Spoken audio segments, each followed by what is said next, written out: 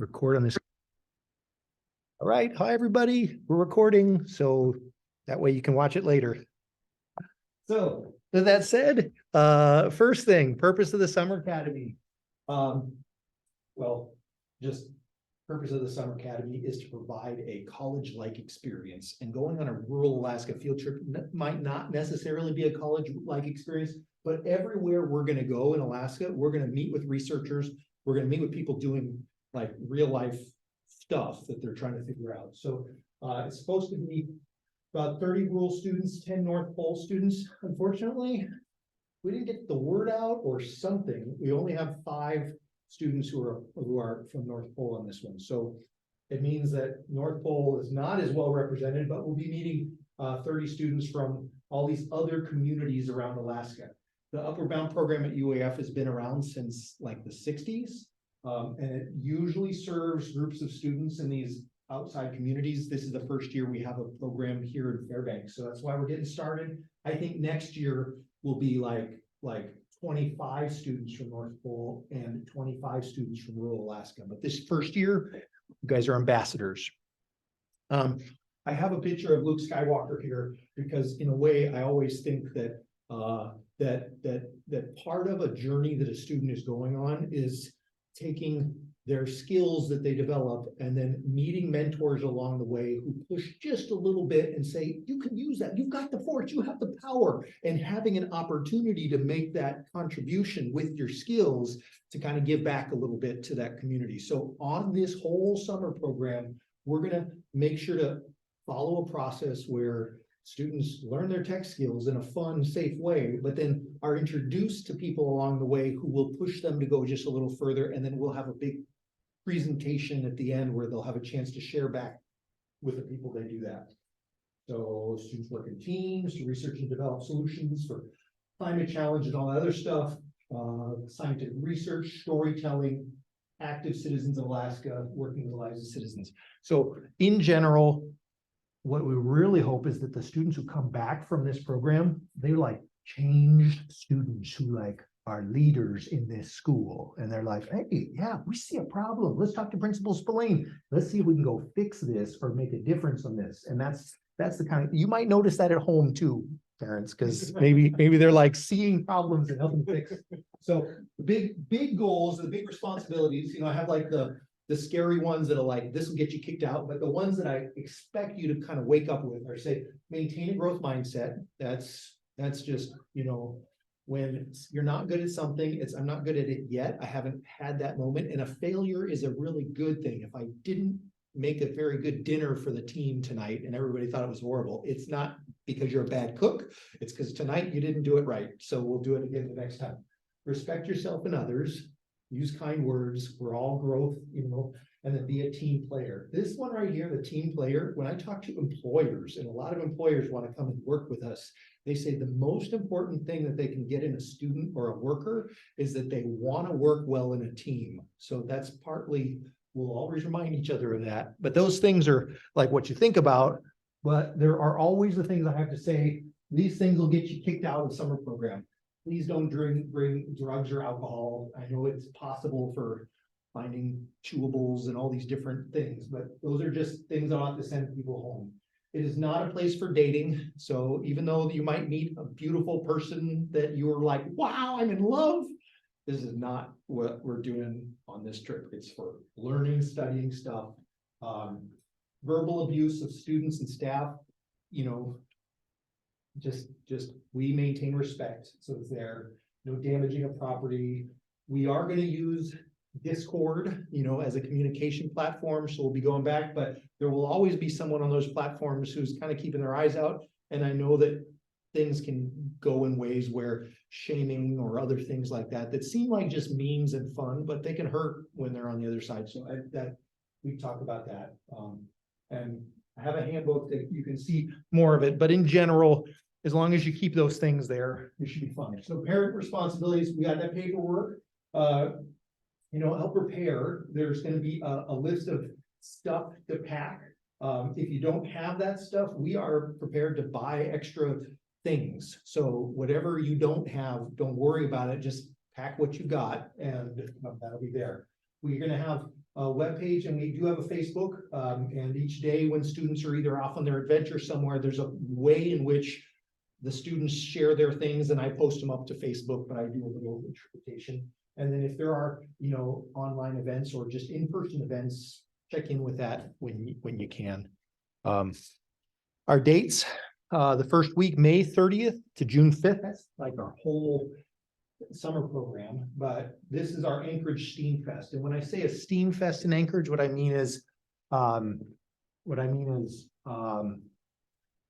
these new students are meeting each other from all over. There's 40 new students there together, and we go through a process of learning about these little computers, Raspberry Pi computers. I know some of you guys have played with them already before, but we're going to go like an accelerated version, and then we're going to start plugging in different sensors, things like environmental monitoring sensors, or we might take out GPS in a camera or drones and things like that, and say, all right, your team needs to get certified so that we can trust you with this piece of equipment. We call that a Steam Fest because there's some fun in there. It's learning in a safe way, but then also let's just make sure everybody gets a chance to, meet those things.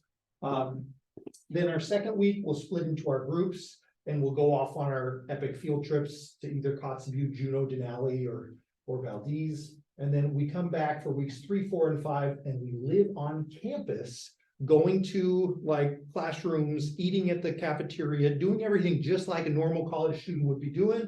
And then we're working on our projects. And our final projects, I think here I have one project that like is kind of an example that a group of students last year built. This is like Raspberry Pi, and this is like a little valve, and the students built like a seismically triggered like shutoff valve. So if an earthquake happened, it would automatically turn off the gas to your house. And they interviewed people in the community and built things like this. This project probably only took an afternoon to build, but they needed to plan it out. They needed to go buy the equipment. They needed to write their own little proposal. And then they needed to make a presentation to the natural gas company and talk all about that kind of stuff. So something little like that, something they meet along the way could turn into that. But that's a fun last few weeks.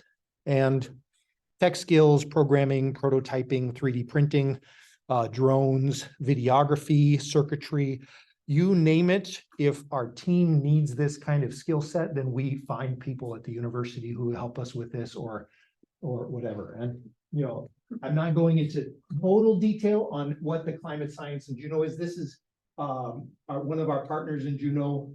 It's a camp up on the Juneau ice field. We're probably not going to go up to this camp.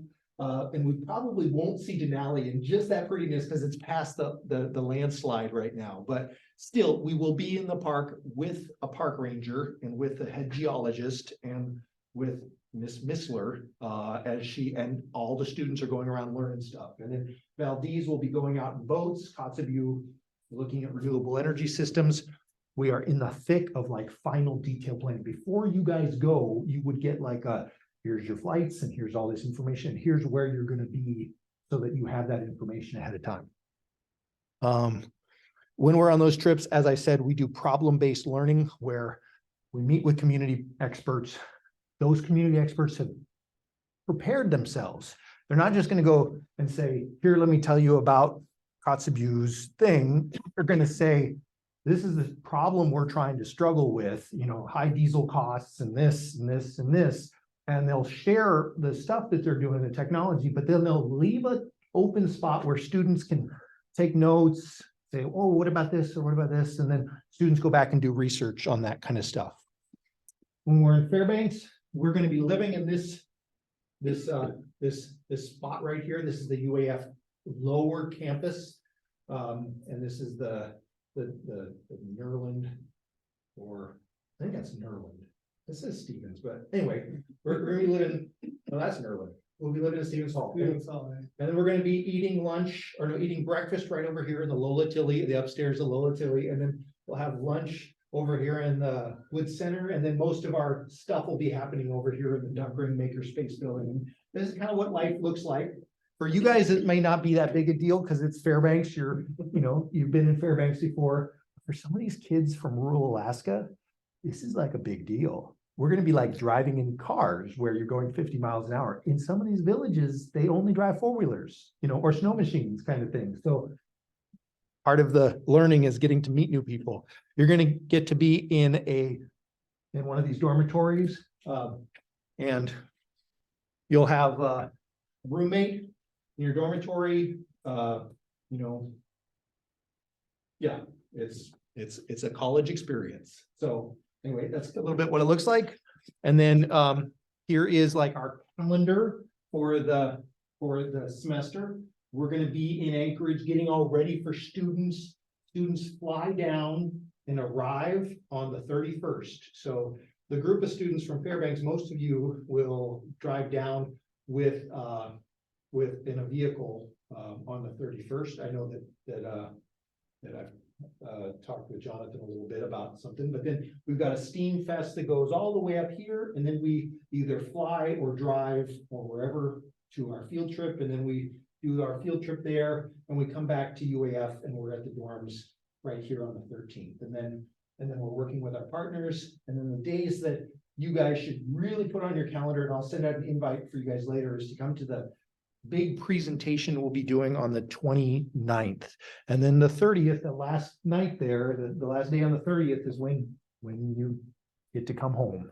And if you're here in Fairbanks and you want to go have lunch, then I just invite you to come to the dorm, or not to the dorms, but to our lunch place, and we'll take care of inviting you to lunch and cover that cost with your kids. Living on campus, we're going to go through lots of things, little field trips, there's one thing I think has been really fun is that there's club time. And in the evenings, we say, after you're done with your academics, you can join either the tech club or the cooking club, or we had a dance club last year and other ones. And we work with students and the college mentors to organize that, but they're a lot of fun. Last year, the tech club ended up building a video game that's over there that we've been using to recruit new students. And they designed all of it and did the art for it and everything. But that's pretty fun. Your day in a life will kind of look like you wake up in the morning, you have breakfast. And breakfast is kind of like eat whatever is you want there. We have morning announcements and ritual sort of thing, and then problem-based learning time, and then lunch, and then do some projects. If we do projects, they might be like whole group field trips. And then there's get yourself out there doing activities, playlist, dinner, and then we say study hall, but really we keep that open for, a student might say, man, if I just knew a little bit more about this or this or this, I'd be a little better on this project we're working on. And then we do clubs, and then it's bedtime by 10 o'clock. So pretty tight schedule. And like I said, there's a Facebook and a T3 Alliance Alaska Discord server. So I'll make sure you students have that. And then our Facebook is pretty easy. It's T3 Alliance Alaska, and it's got pictures of, stuff like teachers getting ready, practicing. There's, I think, Miss Missler right there, and then all the other teachers practicing for stuff. So that's what I have here on this. And then, like I said here, the permission forms there where they are, but we just stop and see if any of you guys have questions there. Or things curious, wondering more about.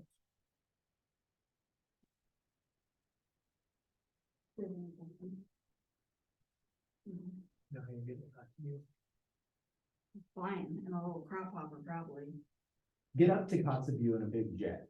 Oh, But really? once we're in Kotzebue, I know that they've been working on like a small plane that will take them to the community of Noatak.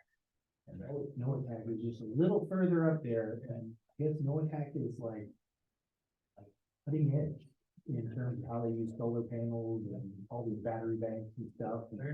And so I'm really thankful that we have found a lot of partners at the university who pay for things that normally you don't have enough money for. Yeah. That visit to Kotzebue and to that whole region, and our visit to Juneau and our visit to other places, is because, I think that amongst Alaskan researchers and university community and stuff, seeing students doing meaningful projects in their different areas is really exciting for them. So they might take some photos and put it in their catalog and say, look what we did with a group of students from all over Alaska working on renewable energy projects. So one of those signatures you're signing is it's okay for your kid's photo to appear in a local newspaper article or something, but.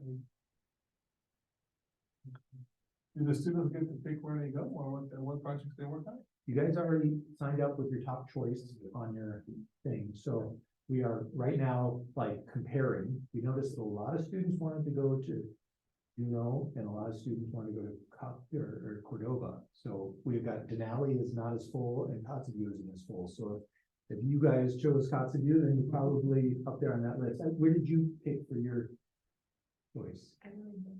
Okay, well, I don't remember either, but somewhere on one of my tabs there, I've got it, so I like to say, wherever you go, it will be really fun, because there are adults there who have been preparing for you coming, who are looking forward. So if it's Denali, you might be, looking at dinosaur fossils or working on other cool things. If it's, I know I'm going to Juneau, and it'll be fun. I don't know exactly what we're doing, but I know I've got a whole team of people that are really planning it out, so that should be fun. Communications, so, I assume you guys all have cell phones. We try to have, if you end up with a non-GCI cell phone going up to Kotzebue, it may not work. We've learned that out in the villages that certain service providers are there. But we will have satellite communications with us so that we can maintain those things. I will try to get daily updates of at least a Facebook post from every spot we are in so that you can follow it that way. I'd say otherwise, call your kids, sometime in the evening during that time there, and we'll let the kids know when they should be checking in with you guys. Because it's good to do that, I know that sometimes parents aren't as exciting as what my friends are saying, but we as adults say to them, hey, it's time to check in. So, and when you're on campus, there's laundry there, so if you haven't done your own laundry, you'll learn how to do your own laundry and that kind of stuff.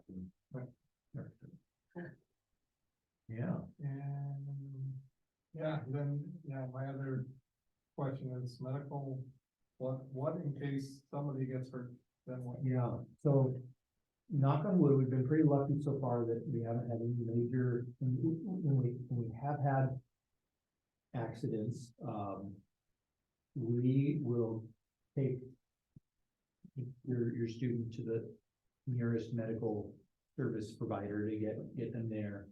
I know we keep track of your insurance stuff. If it's a question, if we can contact parents, we'll try right away, but otherwise, we'll do our best judgment of saying, they said it's broken, we need to get it fixed, and we'll do that. I know that I haven't had to go down that route of like, who's paying for what, but ultimately, on these kind of scenarios, the university, I'm sure, has some liability waiver in here to say that, we're not totally responsible for it. If there are medications or anything like that that need to be delivered, then we can take attunement to that and help dispense those. But we also treat students if they're on their own and they are fine with it, then that's fine as well. We'll keep all these documents scanned and in somebody's, thing so that every group leader has those things if they need them. But that's pretty much, You know who's going to Kotzebue, like what teachers or? that the teacher, his name is George. You guys haven't met him. George and somebody else. George and Kim, she's a teacher from Seward. So you got two science teachers leading the way to Kotzebue, and then people from the Alaska Center for Energy and Power who are going along. So I think almost our ratio is like, there's maybe 10 students and there might be like 8 adults. So we're pretty good teacher. We also have a researcher from MIT joining you guys, which is a fancy school over in, Boston area. So they're just really excited. Yeah. And the Kotzebue, you'll be staying in a really nice dormitory there called the Alaska Technical Center and boarding school. Yeah, yeah. So it's pretty cool. That's nice. I think, for you parents and for you three who are here, when you get back, then you will have been the ones who know what this is like. And in the next year, when I have the opportunity to send 25 students, then it would be good to get, the word out and share some of the kind of, hey, this was really cool. We learned a lot and this is how it went. It is a bummer to me that we're only this number, but I know that when you're starting something up in school, it takes a little bit of time. So when the other things happen this year, like we're gonna have a STEAM Fest here the week before school starts. If any of you guys have time or want to stop by and help lead that with a little bit of the mature wisdom of somebody who's been on a cool program and knows about what it's like, that would be awesome. There's a bunch of new 8th or 9th graders coming in, and then kids who didn't say yes to the summer program, but they did say, yes, I want to be involved. And I know Principal Spillane and Mr. Nick and Miss Forsman, and we'll have another teacher somehow into this thing, and we'll have another classroom in addition to just this one that are available for you guys to be getting support in and doing cool projects. And yeah, just look forward to where it goes and how it gets built. It's a lot is in your control as student leaders. I look to you guys as, ones who have some voice, and then as parents, just being good parents who listen and check in, and feel free to always, reach out to me if there's any questions or anyone on our team, and I'll make sure you are aware of that. On the front page, you got the two main folks, me and my associate director, Brian Reggiani, who, you make sure all the other folks who work part-time or work 75% here, whatever, are getting that information. Cool beans.